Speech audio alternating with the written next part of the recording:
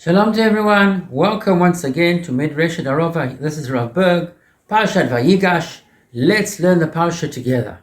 Our Torah learning will be to help those soldiers who with such Mesirat Nefesh are protecting Am Yisrael in the battles, to remember all those wonderful Jewish people who gave up their life for on Kiddush Hashem, and to be a schut for all the people who are kidnapped and for all those who are sick and wounded. Please God, and soon we should overcome this problem. Vayigash elav Yehuda. Boom! The parsha opens up with this big bang. Unbelievable. Vayigash elav Yehuda. The Midrash says that Yehuda roared a mighty roar. Rah! Rashi, when he speaks about Vayigash in Parshat with Avraham and then storm, praying for storm, there it says Vayigash Avraham. Rashi says Vayigash, the language of war. Vayigash, Lashon Pius, pacifying. Vayigash, the language of Tfilah. Rashi says over there, here we have pacifying.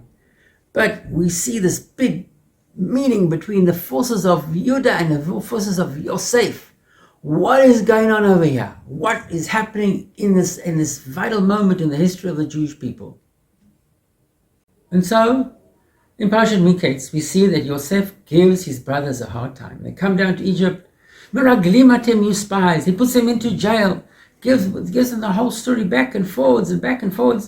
And finally, he puts the goblet, the cup, into the sack of Binyamin. They find it and they bring them back to Egypt. And after Yaakov agreed that Yehuda will watch over Binyamin, so they come back. What is going on over here? Why is this happening? What is happening over here? And so, if we look in the Kli Yakar, we'll see a wonderful explanation that makes everything suddenly makes sense. What do we see? We see over here that Yosef realized that he had to get his brothers to do tshuva. He had to mend the situation that was created. He himself has grown and matured, and he's now Yosef at Tzaddik after what happens with Eshet Potiphar. And the brothers themselves, they spoke Lashon Hara about him. He said they were meraglim. They threw him into the hole. He put them into jail. And you can go through each thing and we see how he's getting them to do tshuva. So why at this moment, Vayigash elav Yehuda, does Yosef agree to reveal himself? What's the big change? The big change is in our psukim, what we see over here. Yosef says, okay, I will make this boy my slave. And that's how Parshat Miketz ends. And now, Vayigash elav Yehuda. Yehuda jumps at him and says to him, what have we done to you? What have we done wrong? Why are you doing this to us? And he says, I don't want all the brothers to be slaves. And he says the vital sentence, the most important sentence of them all. He says, Perek Mem Dalet Lamed Aleph. He says, Lamed Bet, Ki Avdecha Arev et Anar. I am responsible for my brother. And that's what Yosef was waiting for. And Yosef, he couldn't hold back anymore. And he starts to cry, the top of his voice. And he says, Od Yosef, he says, Ani Yosef, I am Yosef. Wow! The brothers go back in embarrassment. Rashi says, what has happened over here? Yosef, in his great wisdom, organized things that now Yehuda has done tshuva as well. In other words, Rachel has two sons. Yosef and Binyamin. And Yosef wanted to see, does Yehuda, the other force within Am Yisrael, does he really care about the children of Rachel now? And when he says, Ani arev lo, everything comes clear. Now he really cares. What does arev lo mean? So the Gemara teaches us in a few places. Kol Yisrael arivzim ze laseh. Every Jew is responsible for each other. The arev, to be responsible totally for another Jew. And that's what he says. Beautiful explanation in Hasidut. Arev means to be sweet. person has first person's kolo arev. His voice is sweet. And so Kol Yisrael are sweet to each other. And another interpretation is Kol Yisrael muravim zeh. They mix together, they care about each other, they together, one unit. And that is the big change. He says, Ani arev lo. And Yosef cannot withhold anymore. And he realizes that they have come together as a family. They will be ready to be Bnei Yaakov, Bnei Israel, and very soon they'll turn into Bnei Am Yisrael, the Jewish people. And he says, Ani Yosef.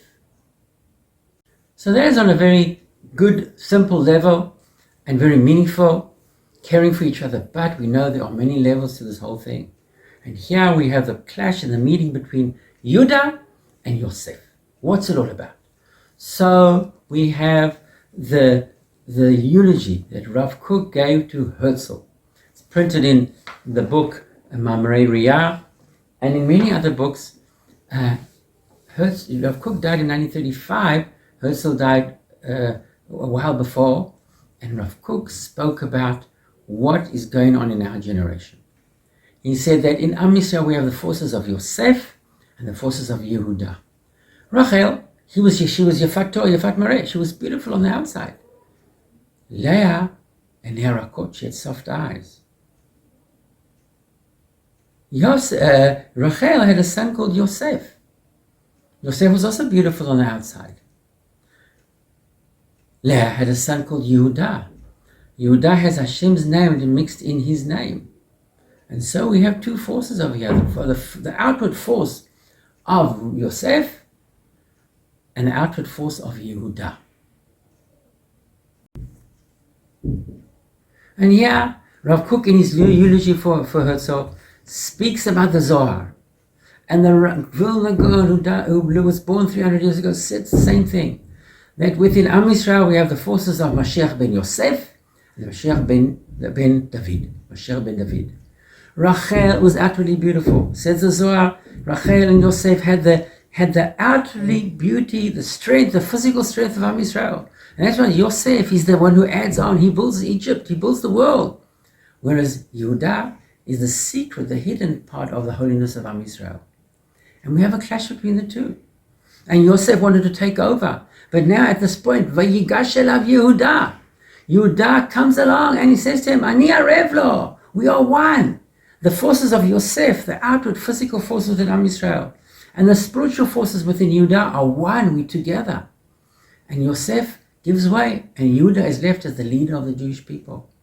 And throughout history, we've had this struggle between Yosef, the physical building, and the spiritual building.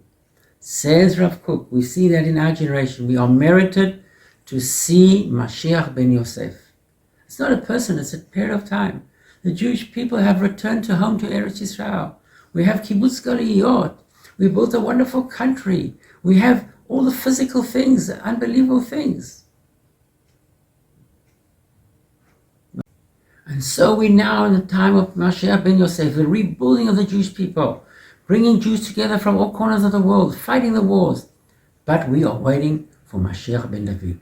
And Mashiach ben David will bring the spiritual rejuvenation, the spiritual rebirth of the Jewish people. And so Mashiach ben Yosef comes first, as the Gemara says, and then Mashiach ben David. And that's what we're waiting for. We're waiting for Mashiach ben David. And so that's what we see over here. Vayigash elav Yehuda, the big meeting, and the unity of all Am Yisrael, and unity of the two elements, the physical building and the spiritual building. May the state of Israel grow and develop and overcome our enemies, and we'll reach not only Mashiach ben Yosef, but fully reach Mashiach ben David. We're waiting, we're ready. Bring Mashiach ben David now. Best regards from our Bye.